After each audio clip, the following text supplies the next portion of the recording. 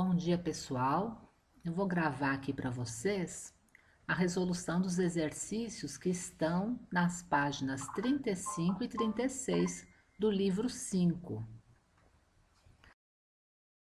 Antes da gente iniciar a resolução dos exercícios, eu só queria fazer uma rápida revisão de o que vem a ser a pressão hidrostática, que nós já discutimos em outra videoaula. Bom, olha só, pressão é sempre a força sobre a área, né? A pressão hidrostática, a gente vai considerar como força o peso de uma certa quantidade de líquido ou de gás, né? Que são os nossos fluidos. Então, o peso desse fluido dividido pela área é que vai ser a pressão que esse fluido exerce nessa área, nessa superfície. Para a gente calcular o peso de qualquer coisa, a gente multiplica a massa pela aceleração da gravidade. No caso de ser um fluido, ao invés de usar massa, é mais fácil a gente utilizar a densidade vezes o volume do fluido, e com isso o peso vai ficar densidade vezes volume, que corresponde à massa, vezes a aceleração da gravidade. E o volume, no caso do que a gente tem aqui, que é um cilindro, né? Um cilindro de fluido, a gente, para calcular o volume, deve multiplicar a área da base pela altura. Assim, a gente vai escrever o peso da coluna de líquido ou de fluido, e para calcular a pressão que essa coluna exerce numa superfície, a gente vai dividir o peso dela pela área em que ela está fazendo pressão. Ao substituir, a gente vai poder cancelar a área de cima com a área de baixo, e a pressão exercida pelo fluido vai ser calculada como a densidade dele vezes a aceleração da gravidade vezes a altura da coluna de fluido. Com isso, a gente vai já conseguir fazer o primeiro exercício da página 35, que ele diz para a gente que tem uma piscina, informa para a gente no enunciado a densidade da água da piscina, no caso 10 ao cubo quilogramas por metros cúbicos, a aceleração da gravidade também, e pede que vocês calculem a pressão exercida pela água em diversas profundidades, né? Então, a pessoa mergulhando a 1 metro, 2, 3, até 5 metros de profundidade, ele quer saber qual vai ser a pressão que a água vai exercer sobre essa pessoa, dependendo da profundidade que ela mergulhou. Então, para isso, vocês vão precisar utilizar a fórmula que nós acabamos de ver, que é a densidade multiplicada pela aceleração da gravidade pela altura da coluna de água. Então, para cada uma dessas profundidades, vocês vão ter uma certa altura de coluna de água, e substituindo na fórmula com os valores da densidade que ele já deu e do G também, vocês vão poder calcular a pressão que a coluna de água exerce em cada superfície, né? Dependendo da profundidade de água que você tem no lugar. Então, coloquei aqui para vocês a resolução que o livro traz. A primeira profundidade, ele está, na verdade, na superfície da água. Como ele ainda está na superfície da água, ainda não tem uma coluna de água sobre ele. Então, a altura de água é zero, portanto, e não vai ter pressão hidrostática nessa profundidade zero. Depois, à medida em que você vai afundando na água, né, profundidade de 1, 2, 3, vocês podem observar os valores, então, da pressão correspondente aí do lado direito da coluna.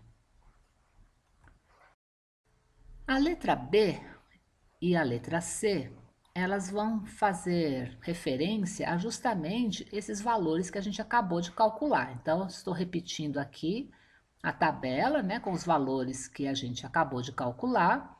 E na letra B, ele pede que a gente calcule agora a variação de pressão entre os pontos B e F. Então, no ponto B, a pressão que nós calculamos tinha dado 1 vezes 10 elevado à quarta Pascal ou newtons por metro quadrado. Então, a pressão lá era 1 vezes 10 elevado à quarta. Na profundidade F, né, que é de 5 metros, a gente teve uma pressão que era de 5 vezes 10 elevado à quarta Pascal. Para calcular essa diferença, eu vou ter que fazer uma conta de menos. Para ficar sempre mais fácil, a gente pode pegar o valor maior menos o valor menor. Então, eu vou precisar fazer o cálculo de 5 vezes 10 elevado à quarta menos 1 vezes 10 elevado à quarta. Isso vai me dar a diferença de pressão entre esses dois pontos, o ponto B e o ponto F. E fazendo essa conta, eu vou chegar na resposta de 10 vezes, ou melhor, 4 vezes 10 elevado à quarta. Para fazer esse tipo de conta, o ideal é colocar o 10 elevado à quarta em evidência, aí fazer lá 5 menos 1, que dá 4, e aí a resposta então vai ficar 4 vezes 10 elevado à quarta newtons por metro quadrado, que é a mesma coisa que Pascal. Já na letra C, ele está falando assim: sabendo que a pressão hidrostática pode ser determinada por essa fórmula, né, densidade vezes gravidade vezes altura, calcule a mesma variação de pressão solicitada no item anterior por meio da equação variação de pressão igual densidade vezes gravidade vezes variação de altura. Então, como vocês podem ver, na nossa fórmula de calcular a pressão hidrostática, a densidade e a aceleração da gravidade, para o caso aqui da nossa piscina, vão se manter as mesmas o tempo todo, né? Em todas as partes da piscina, a água tem a mesma densidade e a aceleração da gravidade também é a mesma. A única coisa que vai mudando é a altura de água. Então, se você mergulhar mais fundo, a altura de água vai ser maior, mergulhar mais rasinho, vai ser uma altura pequena.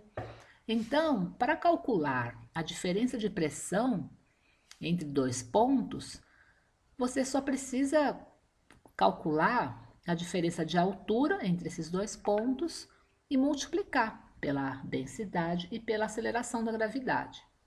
Então, fazendo esse cálculo, você vai ter lá, olha, densidade era 10 ao cubo, gravidade era 10 e a variação de profundidade 5 menos 1 metro.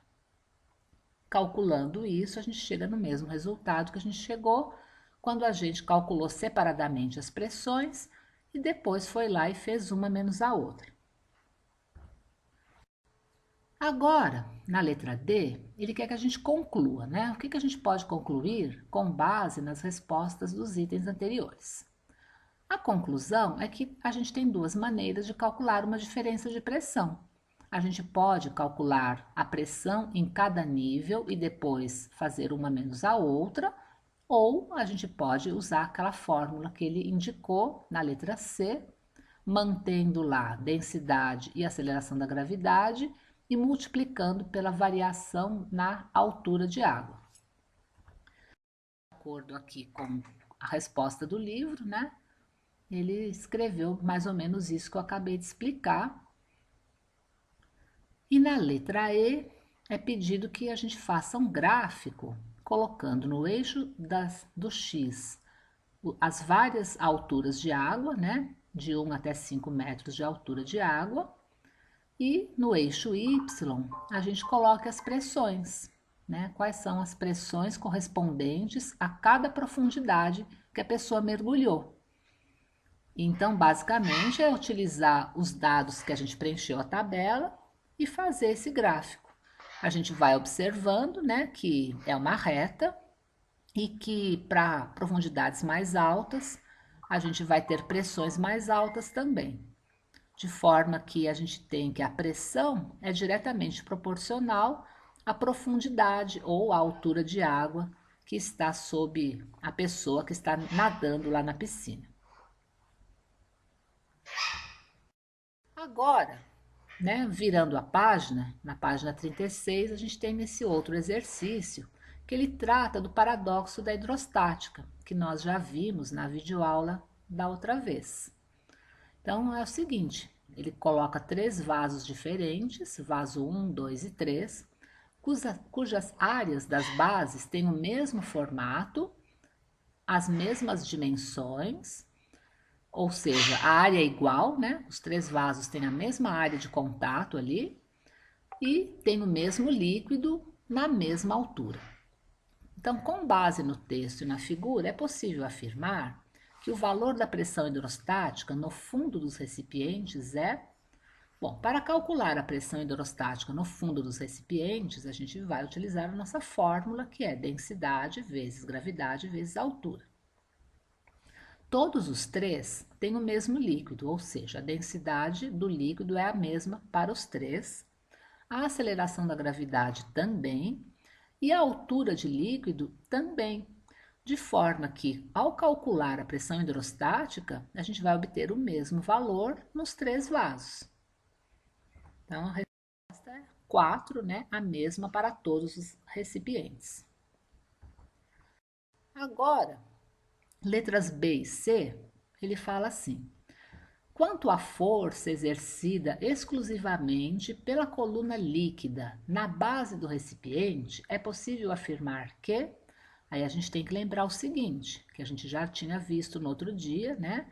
Que quando a gente tem o vaso 1 ou o vaso 3, que as paredes são inclinadas, a hora que o peso estiver pressionando essas paredes, o peso do líquido, né, dentro do vaso, estiver pressionando essas paredes vão reagir com uma força normal que vai equilibrar um pouco, né, do peso. Então, aquela parte do peso que está pressionando as paredes, ela vai ser equilibrada ali pela força normal na parede do recipiente.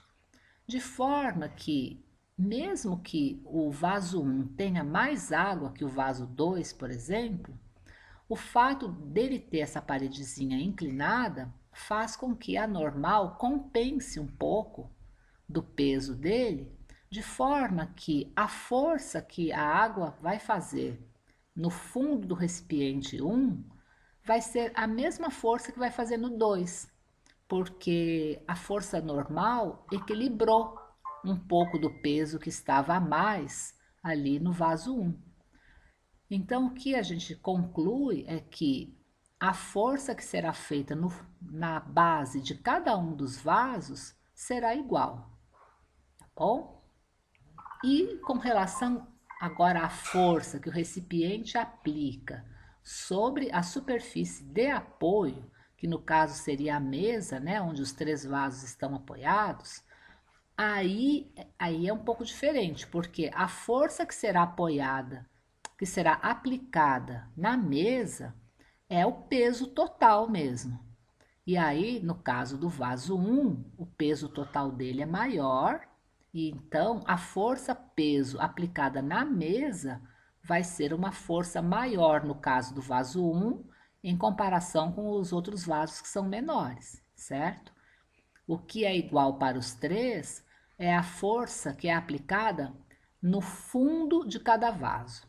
Essa força aplicada no fundo de cada vaso vai ser a mesma, porque a gente tem a reação normal nas paredes inclinadas, que vão acabar compensando essa diferença de peso que existiria entre eles, ok? Então, colocando aqui as respostas para vocês, no caso da letra B, a gente vai ter a mesma força atuando no fundo de cada recipiente. E no caso da letra C, o vaso 1, que tem mais líquido, ele vai ter um peso maior e vai fazer uma pressão maior na mesa, que é a superfície onde ele está apoiado. Agora, o último exercício que a gente vai fazer hoje é o exercício 3, e é já um exercício contextualizado. Então, ele conta que uma pessoa foi abastecer o carro num posto de gasolina, pediu ao frentista para não encher muito o tanque, porque senão poderia estourar. O frentista fez uma pesquisa para tentar descobrir qual era a pressão que o combustível exercia no fundo, né, na base do tanque de combustíveis. E aí ele foi fazendo a pesquisa, descobriu o valor da massa específica da gasolina, 0,70 gramas por centímetros cúbicos, a área da base do tanque, 8 vezes 10 a menos 2 metros quadrados, a altura do tanque, de meio metro, e a aceleração da gravidade, 10 metros por segundo ao quadrado. Com essas informações e considerando que o tanque é um retângulo, o frentista conseguiu calcular a pressão exercida pela gasolina no fundo do tanque. E é isso que a gente vai precisar calcular, né? A gente vai precisar descobrir qual foi o valor em newtons por metro quadrado que ele conseguiu ao fazer o cálculo para saber a pressão que o combustível estava exercendo no fundo do tanque. Olha, o exercício é simples porque para calcular essa pressão ele vai precisar apenas multiplicar a massa específica ou densidade, né? Que nós já vimos que é a mesma coisa. Então ele vai multiplicar a massa específica, a aceleração da gravidade e a altura. Só que a única coisa que tem de dificuldade é que a massa específica não está na unidade correta, né? Ela precisava estar no sistema internacional e ela está aí em gramas por centímetros cúbicos. Então é por isso que eu coloquei esse quadrinho azul aqui no alto para a gente lembrar, né, que como que a gente faz para transformar 1 grama por centímetros cúbicos para quilogramas por metro cúbico, que é a unidade correta, né? A unidade do sistema internacional. Então, olha só, 1 grama é 1 milésimo de quilograma e 1 centímetro cúbico é 1 milionésimo de metro cúbico.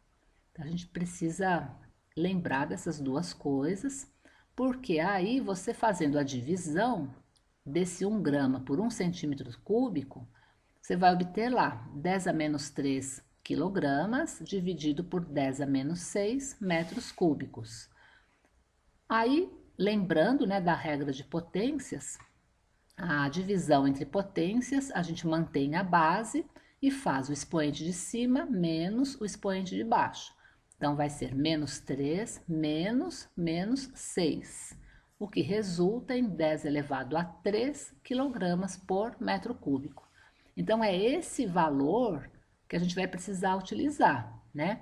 Então, 0,7 gramas por centímetro cúbico, que era a massa específica da gasolina, a gente vai usar 0,7 vezes 10 elevado ao cubo quilogramas por metro cúbico. Tem que utilizar nessa unidade, ok? Então, fazendo aqui os cálculos, a gente vai obter assim, olha, a densidade já no valor do sistema internacional, vezes o G, que é 10, vezes a altura, que é meio, a pressão calculada pelo frentista vai dar 13,5 vezes 10 ao cubo, newton por metro quadrado ou pascal, ok? Então, a gente vai ficando por aqui e na próxima vez a gente vai continuar com o exercício 4.